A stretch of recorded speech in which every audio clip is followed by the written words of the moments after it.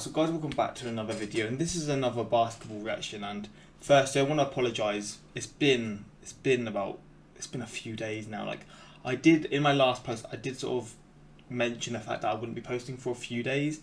It wasn't supposed to be this long, and obviously with things happening, it ended up being longer than I sort of planned. And I apologise for that. It's so frustrating because I was finally getting sort of the consistency. Like, I think it was like 8 or 9 days I was posting like before I stopped, which obviously back like it isn't as good as I have been, but like I was working my way back up, and it's a bit frustrating. But I guess it's just how things happen. But hopefully I can work back towards that. And this video was supposed to be a reaction that I was supposed to do a few days ago, and it's quite a different video. Like, I've never really touched upon topics like this, and it's to do with like trading and sort of the draft, etc. That's what I sort of gather from this anyway. And the title is how the Toronto Raptors built an NBA championship team with only non-lottery players. I don't know what non-lottery player actually means. I tried searching the definition, but nothing sort of like definitive showed up, so I was still kind of confused.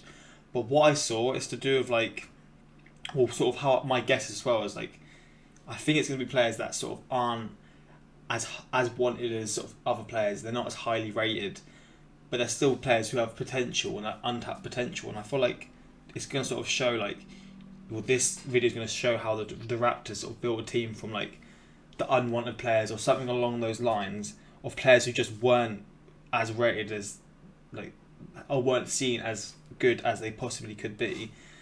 And yeah, I feel like it's just going to be one of those interesting videos where you see like a team build from scratch, or like it's going to be a proper clear out, and you're just going to see sort of like a coach or like the backroom staff pulling off absolutely insane sort of trades, etc. And yeah, like I'm not too sure what to expect, but obviously I know the Raptors, I think it was 2018 they won the NBA championship. And yeah, let's just get into this, like the playoffs, but let's get into this and see what's in this video, because I mean, I don't think I've done many videos like this ever. Like I remember I Nerd Some. Like, this is the first time I've ever reacted to this channel, but I remember I Nerd Some, and I have a feeling it's going to be sort of like a similar type video, in a sense of like how it's sort of structured, etc. But yeah, if you want to like see more sort of trade, transfer, or how like what the right term is, like type videos, I'd be down to do that, because like in soccer, for example, that's my favourite thing. Like, transfers are the most exciting thing for me, and I feel like there's not going to be a difference with that in terms of how it is in basketball. But I do really rate the fact that the draft is a thing, because it sort of keeps a level playing field, how the worst teams get the better picks and the best team get the what sort of, not the worst picks, but they have sort of like, they have to wait until the lower teams get their picks. And I think it's a really good way to sort of try and balance the playing field, which is something that other sports need to take up, or other European sports need to try and take up, to sort of like make it fairer. But hey, I really enjoy it. Let's check this out, and yeah, hopefully you guys are doing well. If you want any more videos like this, just suggest what you want to see. And yeah, let's just get into this, man. So there are many ways to build a team in the NBA. You can do it through trade, signing players in free agency, and of course drafting them. And because how complicated and convoluted the process could potentially be, what most teams in the NBA tend to do is just tank, cross their fingers, and pray to Sam Hinkie. That's the one thing that I'm kind of like still not confused about, because I understand why they do it, but I'm sort of like, I'm hit or miss with it. Like, tanking, like I guess it's teams do it when they know they're not going to make the playoffs, etc. But like, I just sort of don't understand that sort of, like, I've never seen it in my sport, because obviously in soccer relegation is a thing, and there's no real sort of like worry for these teams, so they can just tank, and it makes sense as to why they do it. But like, is it a thing that's seen upon as like, from the fans' perspective, like, do they hate it, or are they just sort of like, it's just part of the sport, like it's how it is, it makes sense why they do it? Or is it also a hated thing by the fans? Because I mean, to just like, to watch your team like losing on purpose week in, week out, I don't know if like, I couldn't see a fan's perspective enjoying that. But maybe I'm wrong. Maybe there's sort of like a thing to it that I need to understand more to like realise why they do it. But this has always intrigued me, tanking, etc. Really intrigued me. That the player that they're drafting is going to be a franchise player. And quite frankly, I don't even know if tanking actually works. But wow. That's for another video for another day. Not even work. In today's video, what I'm going to share with you all is a team that's actually done it a little bit differently. And that team are the Toronto Raptors. So I assume what you're saying here is the Raptors aren't like, they're a team who don't tank in a sense. Like, they're not like, they don't go for that sort of like, we're going to get the best pick we're just going to sort of play, and whoever we get, or we just sort of going to sort of like try and be smart about who we get. I rate that actually. I do think that's quite because I feel like maybe they're the only team who do that, or maybe there's other teams as well, but that's what I get from this anyway. An organization that throughout its history has had problems trying to sign big name free agents. So the only way that they've been able to actually build to where they're at right now is through trading and drafting players. And interestingly enough, the Toronto Raptors somehow, some way, have built a championship caliber roster with only non-lottery players. So how exactly did the Raptors, and huge shout out to Masai Ujiri, who is the general manager for the organization, how exactly were they able to pull this off? So this is the mastermind, yeah? Well, the rebuilding process begins on July 11th, 2012, a year before Masai Ujiri took over the general manager spot. The Toronto Raptors were in desperate need for a starting caliber point guard and ran through some of their options, and unfortunately nothing really panned out. But fortunately for them, the Houston Rockets were willing to give up on Kyle Lowry. Kyle Lowry's career started. See, I know he's quite a big name now, like he's a familiar name to me, so I assume this is beforehand. Maybe he wasn't as big of a player, and obviously now he is. We'll see. Started off with the Memphis Grizzlies back in the 2006 draft class when he was selected 24th overall. And in his first 2 or 3 years in the NBA, he received little to no playing time and really was more of a bench player than a starter.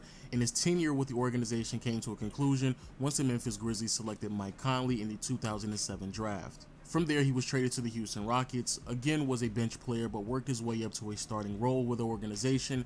But since the Tracy McGrady and Yao Ming era came to a conclusion prematurely, the Houston Rockets started to quickly deal away some of their assets, one of which was Kyle Lowry, and that's how he found himself on the Toronto Raptors. Okay, I see. Now fast forward to May 31st, 2013, and that's when Masai Ujiri was named the general manager for the Toronto Raptors. As GM, Masai had a few things that he had to immediately take care of. The first problem was Andre Bargnani, as Bargnani really wasn't productive at all, and quite frankly, many people would label him a bust. So to solve this problem, he would have to unload Bargnani on one of the more gullible franchises in the NBA, and would you have guessed it, the New York Knicks were prime pickings. As the Knicks were willing to fork over Marcus Camby, Steve Novak, Quentin Richardson, 2 second-round picks, and a 2016 first-rounder. Now let's fast forward to December, when Masai Ujiri had his second problem that he had to address, and that was Rudy Gay.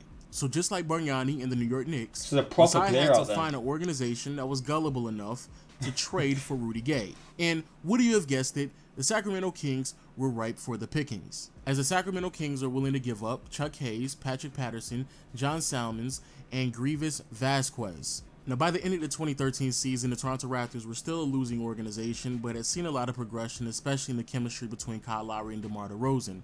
So entering the 2013-2014 season, they were poised to make a playoff push, and that's exactly what they did. Finishing the season with a record of 48-34, but unfortunately fell short in the first round. And unfortunately, a very similar story can be told for the next season as well. A huge problem for the Toronto Raptors was a lack of experience. As we're going to get to the DeMar DeRozan. I really struggle saying his name, DeMar DeRozan, because obviously I've seen his sort of story about how he was traded, like how he didn't want to leave, and then how he sort of was traded without really wanting to leave.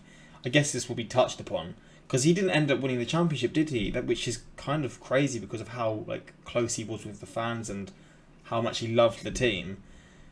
And yeah, again, he'll probably touch upon that, but I know this is like one of the sort of like, not sadder parts. It probably won't be sad in this, but from what I saw in the video that was sort of talking about this, sad sort of how he was forced out. That was the first 2 years in it worked out, I guess, in which he made a postseason appearance. However, that is something that was going to change within time, or at least that's what many people assumed. Because of this, Masai Ujiri could really only change his control, which thus brought his attention to the bench and the lack of depth on his roster, which he would soon fix. Thus bringing us to the 2015 draft, and with the 20th overall pick, the Toronto Raptors selected DeLon Wright, a 6'5" guard out of the University of Utah who showed some promise, but obviously did not impress enough teams to be selected higher in the first round. Fortunately though, the Raptors saw the value in DeLon Wright, selected him, and decided to go in a different direction with Vasquez, as DeLon Wright should potentially fill his role. So later on that night, in the second round with the 16th pick, the Milwaukee Bucks selected Norman Powell. Toronto seized the opportunity, decided to trade Vasquez, and in return not only received Norman Powell, but also a 2017 first round pick. Now, for those out there who are unfamiliar with Norman Powell is a 6'4" guard out of UCLA, spent all 4 years in college, but very similar to DeLon Wright, did not impress enough franchises to be selected higher in the draft. So when the Milwaukee Bucks were given the opportunity to receive immediate help from Vasquez, they were willing to also give up a first round pick in return as well. And looking back at it now, as we all know, Norman Powell is a very productive player coming off the bench for the Toronto Raptors and has given them a certain level of bench depth that, quite frankly, only a handful of teams in the NBA Never heard the term before, bench depth, but I can see the importance of that obviously because of how often players switch in and out of games. So I guess that point that he's made about bench depth, that seems like a really a term that I could learn more about, how the importance of squad depth is in the sport, because it is probably the most important thing. You can have 3 superstars, but then if you've got 7 bums, the 7 just pure bums just on the team, or extra 10, 20, just everyone else is just not up to scratch, will that even work out? I mean, I guess it will. I mean, there's probably examples of it working out. But I do feel like the example of squad depth, pure, just solid players throughout the team, no proper superstars, could also be a tactic in the sport. Rival. And with the newfound bench depth, as well as the experience gained from DeMar DeRozan and Kyle Lowry, by the end of the 2016 obviously they had superstars season, of the Toronto DeMar Raptors DeRozan, were a etc., 56-win team and found themselves in the conference finals before falling short to the Cleveland Cavaliers. Okay, so they're which sort of thus working brings us their way to the up 2016 draft. Remember that Bargnani trade where the New York Knicks, for whatever reason, gave up a first-round pick? Well, that first-round pick will materialize in this draft class, as the Toronto Raptors had 2 first-rounders, one of which were the New York Knicks, which was the 9th selection, in which they decided to go with Jakob Poeltl, and then their second first-round pick will be the 27th selection, in which they drafted Pascal Siakam. Now, I'm not going to go into too many details about Pascal Siakam, He's a solid as we can player, tell that he is easily one of the most improved players, if not the most improved player this season. I find it really interesting how teams trade a first-round pick, because I can only imagine the importance of a first-round pick is massive on teams. But I mean, I guess depending on if you've got a young team already and you don't really need any more youngsters coming in, maybe you just sort of brush it off a year or two where you just sort of leave them and then obviously go back to it. But for me, I would have thought first-round picks are one of the most important things to have in the sport, or as a franchise. Is having a remarkable impact on that team. But going back to the 2016 draft, it is very interesting to see how their late first-round pick turned out to be a better player than their lottery pick. And then fast forward to July 18th, just a few weeks later, the Toronto Raptors decided to add even more depth to their roster by signing undrafted prospect Fred VanVleet. VanVleet would go on to bounce in and out of the G League, very similar to DeLon Wright and Norman Powell, but somehow, someway actually come across as one of the more productive bench players on this roster, and in his 3rd season has been a double-digit scorer while shooting 36% from behind the arc. Now, fast forwarding to the trading deadline on February 24th, 2017, Masai Ujiri needed to make an upgrade at one of their weakest positions, and that was the power forward spot. And with him acquiring so many productive young guard players in the draft and even undrafted as well, the need for Terrence Ross was quickly starting to dissipate. So like he normally does, Masai Ujiri had to find an organization that was desperate. Wait, is it Messiah? The way you say it is his name is Messiah, because if his name is Messiah, it works out. I mean, he's doing absolute bits with finding these gems who ended up winning them the championship. But geez, man, he's doing an absolute madness. To trade for Terrence Ross and in return, give him what he needed. And would you have guessed it, the Orlando Magic, they were ripe for the pickings. Because for whatever reason, and I still do not understand this at all, the Orlando Magic decided to make a massive risk by trading away Victor Oladipo and in return receiving 1 year of Serge Ibaka, as his contract was going to expire by the end of the year. So Masai Ujiri does what Masai Ujiri does best, take advantage of the opportunity, traded Terrence Ross as well as a draft pick, and in return received Serge Ibaka. Unfortunately, that wouldn't be enough in the playoffs, and the Toronto Raptors for the 2nd consecutive season would fall short to the Cleveland Cavaliers, which thus brings us to the 2017 draft. And remember that Vasquez trade to the Milwaukee Bucks and how Toronto received not only Norman Powell but a 2017 first-round pick. Well, that pick would materialize to be OG Anunoby. Anunoby was a sophomore out of Indiana University and actually was a player who was projected to be drafted higher than when he was selected. Wait, is he the... Is he the British guy? Does he ended up getting... Oh, he is! I've got a really random story here. Who people probably... Because I think he's British Canadian or he's English Canadian. One of the mods, or one of my friends, but one of the mods in my my Discord has a friend who is with this guy, and it's kind of like he was close with her. And she's literally with this guy. Like I think he's like they're together, like girlfriend boyfriend. That's just like crazy how he told me about that a few weeks ago. And now I'm obviously seeing this. I just think it's crazy how like how those things happen. But yeah, that's just another sort of story. I don't know if he's like a starter for them. I guess we'll find out. But I remember hearing about this and remember thinking to myself, I want to sort of tell this story because it's just pretty interesting. How I'm just a phone call away from him, you know. Just call him up one time. No, I'm joking. I've never spoke to him at all. But is he like a star? We'll probably find out. However, due to a knee injury and him undergoing season-ending surgery, he was viewed as too much of a risk and thus dropped all the way to the 23rd selection, in which Toronto drafted him. And oddly enough, even though many people don't talk about OG Anunoby anymore, he actually spent a lot of time receiving starter minutes in his rookie season and played some very valuable minutes in the postseason. Something that we could probably look back and somewhat seem as questionable, especially when his main assignment in the playoffs was LeBron James, which really didn't end too well for the Raptors as they fell short to the Cleveland Cavaliers for their third consecutive season. Jesus. However, having a player like OG Anunoby on your roster, especially with his wingspan and beside a player such as Siakam, should have come across way more valuable than I think many people anticipated when they made that selection. But like I alluded to already, the Toronto Raptors fell short to the Cleveland Cavaliers for the Cavs got that number, season bro. in the sweep, and Masai Ujiri had to make a very tough decision, as it was very clear that he had already done his part by acquiring a multitude of talented pieces to add on his roster, and yet for whatever reason, Toronto continued to fall short in the postseason. So in the summer of 2018, changes needed to be made. He fired Dwayne Casey and promoted Nick Nurse, and decided to make a decision on DeMar DeRozan as well. Now this part is a very interesting development to me because I definitely would not say that the San Antonio Spurs are as incompetent as the New York Knicks or the Sacramento Kings, but yet my intrigue has still been stimulated because it definitely comes across that Masai Ujiri came out on top yet again with another transaction. As Masai Ujiri sent over DeMar DeRozan a 29th first-round pick, and this is a massive sort of trade. Like it's for like to have like I feel like because Kawhi would have been DeMar DeRozan was their he was their star, and I mean to trade for someone else like Kawhi. I mean, you look at it now and you like think, wow. I mean, he's done bits, but back then I'm not too sure if like people were thinking, well, like if this was a smart move to make. Obviously, again, hindsight's a beautiful thing, and you've seen it worked out like an absolute treat.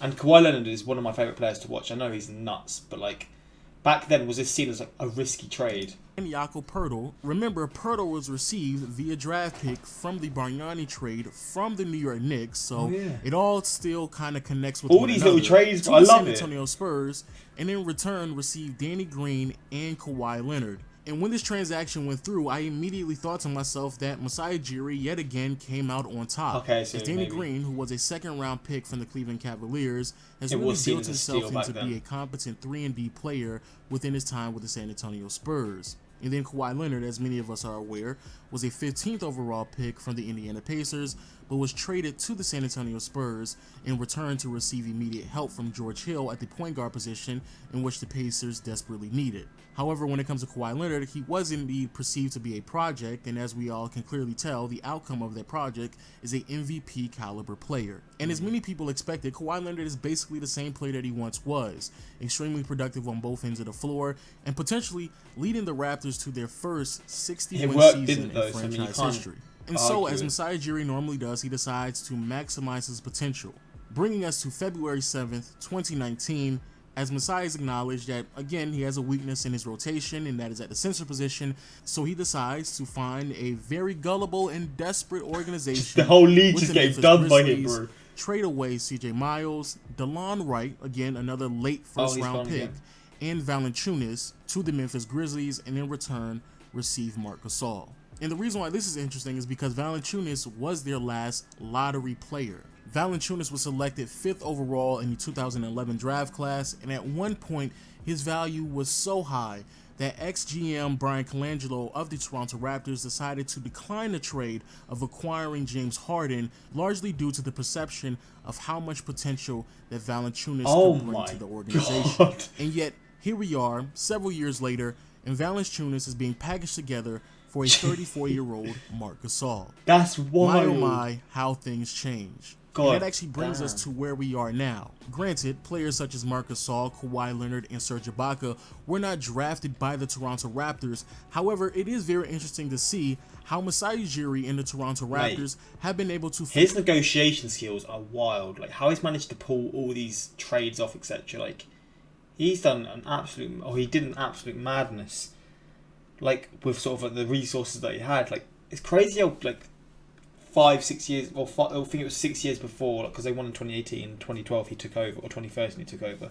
5-6 years, how he's just changed the whole thing. Like, all that, he had a proper clear out, and like he's made risky sort of moves or trades as well. With obviously DeMar DeRozan being traded out, someone who was loved by the fans.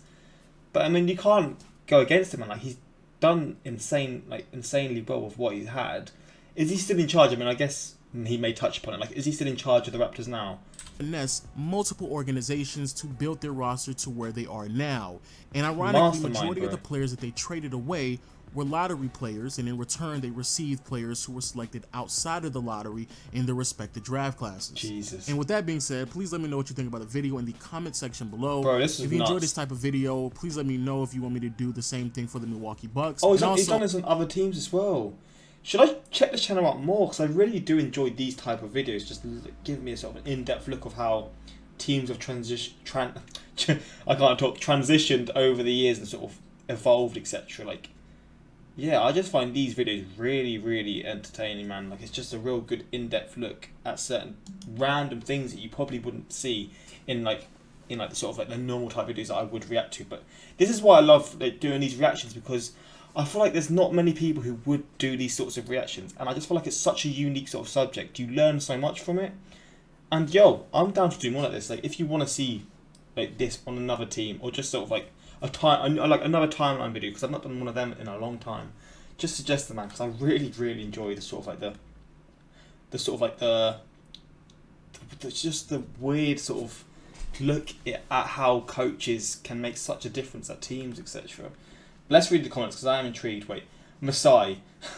I've been calling him Messiah the whole video. Messiah. I mean, he says, like, the way he says it is like Messiah, but jeez, that's gonna get laughed at, for God's sake. This should be called how Masai finessed the entire league. Literally, man. Literally. This video aged well. Exactly, man. No joke. Toronto's team built off knowing how to bargain, finessing well. Whole team hustles, from the players working hard on the courts to hustling the players behind the scenes. The fans, the cherry on top. Holding this team down long before the hype. Much love. This is a really cool video, man. I like the sort of like the in-depth look that these go into, like showing how people are talking about, like how these players may not be the best superstars, but they're just sort of like grafters. They work hard on and off the court. Like, it's just like an all-round package, right? I'm watching this after the Raps won. Oh, wait. Was this before?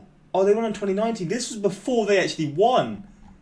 Oh, Jesus Christ. Okay. This video is mad then. Oh, jeez. Okay, that changed the whole perspective of my thought on this. That's mental. So I don't know why. I thought 2018 they won it, but 2019.